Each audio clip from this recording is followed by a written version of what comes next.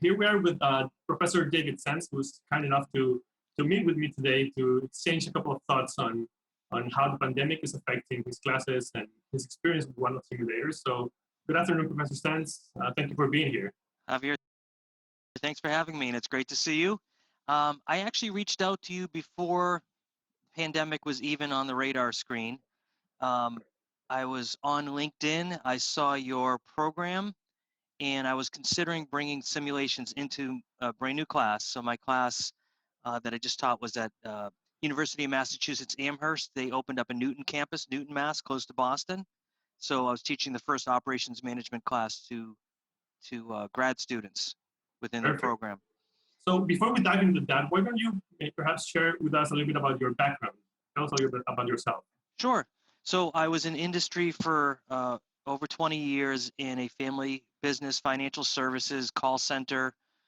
We had upwards of 1,000 people, very highly automated, representing a lot of Fortune 500 and Fortune 50 clients even that demanded zero defects. And I was able to pull in all of my kind of quality management and operations management education that oftentimes is very manufacturing based, but brought it to a service environment. Awesome. So I am a graduate of UMass Amherst, and at the time they just brought in the operations management program. It was only about 2 or 3 years old when I chose to make that my major. And then I attended Babson, got my MBA, Babson College, teaching there as well. So I'm now teaching for my two alma maters, which is very, very gratifying. But after Awesome. being in my family business for 20 plus years, sold my share to my brother and his children who are running it currently. So my father started it. So it's a third generation business that Oh, wow. my brother thanks me for making it a second generation business effectively by letting him run it with his, he said, you reset it to a second generation. Awesome. And then how long have you been teaching for then? Teaching, it's coming up on 4 years. I taught at Northeastern for a year and a half, project management, and then the opportunity to teach at Babson came up and I jumped at it. I went there. It's a really great thing to be able to be back on campus there, teaching project management there, and then the opportunity for the Newton campus, which is literally right around the corner from my house, for UMass Amherst, my alma mater, my undergrad. I couldn't resist that. So teaching, operations management. Great. So then, would you say it's fair to say that by now, like you've managed to get your course somewhat structured, like you already had your Oh yeah, totally. plan. I mean, the project management now has been going on for a few years. That's what I started with, and I feel very comfortable. I've run it through many iterations, and you have a chance to always make it better. The operations management course was new, and when we spoke prior to the pandemic, prior to me starting the semester, Mhm. I remember being intrigued by your program. I just couldn't fit it in with all the other grade touch points that I had, and we left it off that let's revisit Right. this down the line. I'm intrigued by it, but I Yeah, I just remember you can't. had planned some visits, like in-person visits to Yeah, companies so and I was whatnot. able I had a small class to start with this first go around in Newton. So I was able to leverage some relationships I had to go in person. Mhm. So instead of the simulation, I said, all right, let me take advantage of this opportunity to have these students go in and do some process mapping and that kind of stuff on, in person. Absolutely. So, is there anything else? I guess that's one of the biggest impacts that what you had planned took because of the pandemic. Anything else that feel like that you had to change or modify because of changing your course to an online format? I definitely did on the Babson side with the project management course because it was a 3 hour and 10-minute class, Oh and wow, to take that and bring it to WebEx or Zoom is not realistic. Nobody's got that right. type of attention Attention span, spans. Mhm. and especially if you're, a junior or senior in college, you're not going to be hanging out for 3 hours on in a class. It's just not. It was hard enough in person when we kept it flowing, and I did a lot of lab exercises and role playing, and we kept it fun. But it's really hard to translate that to Zoom. Here with the UMass course, it was literally very simple because it was a small classroom and we were in person for 75 minutes, and then I just took that to Zoom, and now it's more impersonal, that we're not next to Yes. each other, but we were able to do the same case study flow. So that part didn't have to So be the modified. structure remained mostly the same of the class. It did, except for I had to The completely visits, scrap the visits, which was a big right? part of the course. Hmm. So herein lies Javier, who became my best friend because you doubled back. You remembered me. We said, hey, maybe we'll talk next year. Let me see how this course goes and if I can fit this in. And you reached out and said, hey, remember us? If you Let can't us do, help. yeah, let us help. And it was tremendous because I had the opportunity to use your simulation. You guys were gracious enough also because of what was going on in the world to donate it to my class, which made it also the students didn't have to pick up a cost or the university, which was very kind. And we got a lot out of it. So it actually, I used the lemonade. We made lemonade out of lemons, and you helped us with that. Absolutely. It was awesome. And this was your first experience teaching online. This is the first experience teaching online. It's funny enough, I already had a summer course that I'm going to be teaching at Babson that was always supposed to be online. Oh wow. But this basically was baptism by fire in that I had, just switched to teaching online mode. Yeah. Great. And then would you mind telling us like what made you make the call, like to actually try a tool that you had never tried before? Maybe your thoughts on, well, when you first heard that you had to move the course online, what your thoughts then, and what made you make the call to try give a tool that you had never tried before an Your opportunity? simulation program. Yeah. Well, you and I had had the opportunity to meet when I was evaluating it a few months ago Yeah. prior to the pandemic, and I was impressed by it. And then when you reach back out, I'm like, this might be the perfect opportunity. And we jumped on a call together, and you walked me through it again. And I said, this is going to be a perfect fit. So it was that plus you saying that you would be there for training. You did jump on to the call. By the way, I know I'm really endorsing you guys, but you saved this was a win-win in that you kind of saved a big part of my semester in that I didn't know what the heck to do, and you jumped on with the students and trained them. You trained me. It was actually a pretty easy decision to. I almost chose you guys to start with. It just that I had so much going on for a first-time class that I just couldn't fit it in, and I said, let's table this until after my class. But you came in at a perfect time. Great to hear. Happy to hear. And Yeah. then what was the experience about using the simulation in class? How did you feel about that? It was really great because the students really enjoyed it, and I was not planning on doing it myself. And then the day before you came on to the training. You came onto a WebEx training in my class. Yeah. And then once you came off the line, or you may have even been on there, one of the students says, Professor Sands, why don't you do it?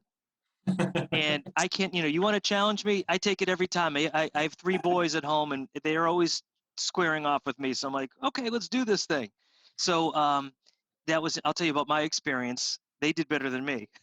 um, uh, they all really enjoyed it. We did a Thursday to a Tuesday. It was like Thursday 9 a.m. to Tuesday at noon to Yeah. simulate a full production year. And so they were on it, and it was really interesting to see the horse race. And then one team really finally just kind of pulled in front at the last moment, and then really made a huge difference. But seeing teams go down, come back up, I think that the students really enjoyed it, and they were straight with me because I said, hey, would you use this again? And they really liked it. So this is something I'm going to use from this point forward. Awesome. Awesome to hear. So any particular feedback that you got from them then? Um, they very much enjoyed it. They had fun with it. The realism, I can give you my own realism.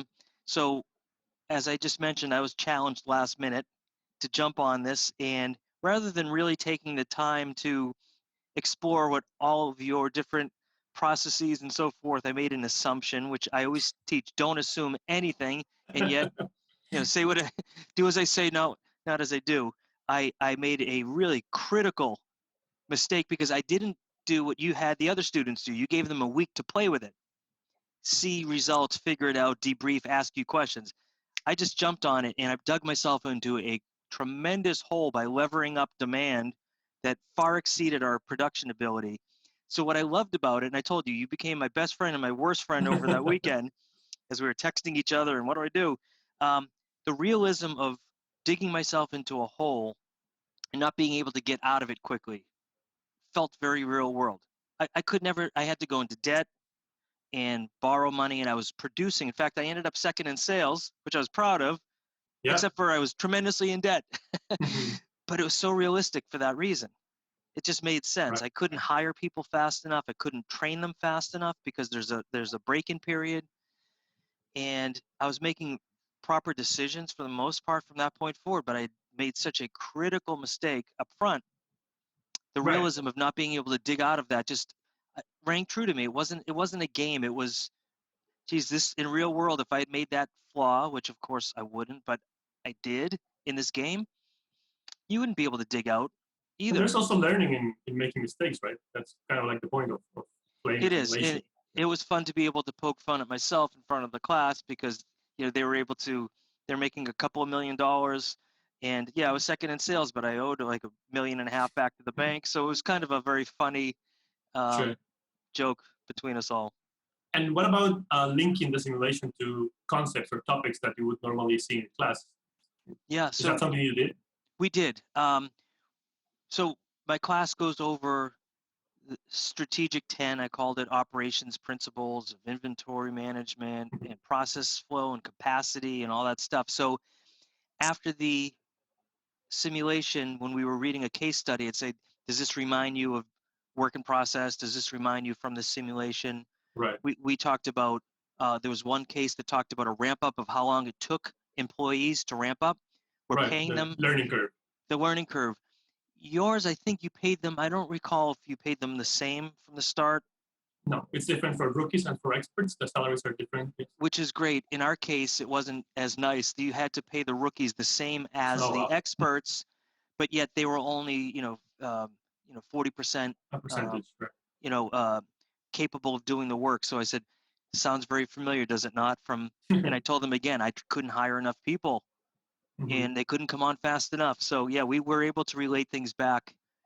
It was a good punctuation point to all that we were talking about. It came at the right part of the Right. semester where they had learned enough from before and they were able to work with it.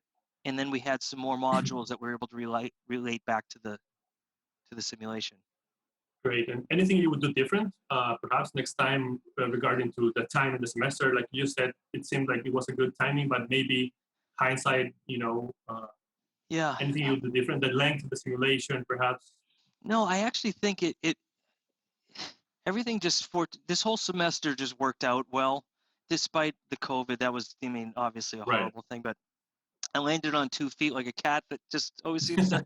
Um, the simulation came in. I would probably do it at just about the same time, and you guided me on that 5 days, the Thursday through Tuesday. I would do that again because that was just enough time that you're constantly looking at your phone to work on it, which Yeah. is it reminds me of that. Um, they do this sometimes in these home economics classes. Maybe they don't do it anymore, where you were given an egg and you had to treat the Right. egg like it was your baby, Right. right?